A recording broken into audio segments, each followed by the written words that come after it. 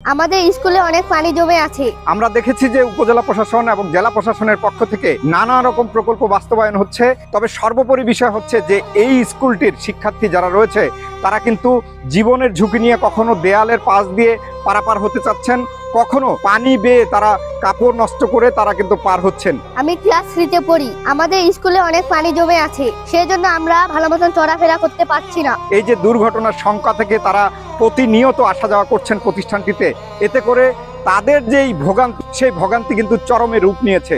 স্থানীয়রা মনে করছেন যে জেলা প্রশাসন এবং উপজেলা প্রশাসনের বরাদ্দকৃত টাকা দিয়ে সৌন্দর্য বর্ধনের কাজে লাগানো হচ্ছে, এটি যেমন প্রয়োজন তেমনি সর্বোপরি বিষয় হচ্ছে সবচেয়ে আগে এই ভোগান্তি অর্থাৎ এই যে পানি নিষ্কাশন এটি ব্যবস্থা নেওয়ার জন্য। বিয়াখারা সৈয়দপুর সরকারি মডেল সরকারি প্রাথমিক বিদ্যালয়, এই বিদ্যালয়ের এই অবস্থাটা দীর্ঘদিন থেকে প্রায় 8-10 বছর ধরে এই মাঠে বর্ষা মৌসুমে পানি জমে থাকে। আমরা এটা নিয়ে বহুবার প্রশাসনের সঙ্গে এবং পৌরসভার সাথে কথা বলেছি, রোডসাইড হাইওয়েজের সঙ্গে কথা বলেছি। ওনারা এই প্রতিবারই বলে যে করে দিব এখানে এই ড্রেনেজ এখানে ব্যবস্থা না থাকার কারণে প্রতি বছর এই যে শিক্ষার্থীদের একটা চরম দুর্ভোগ।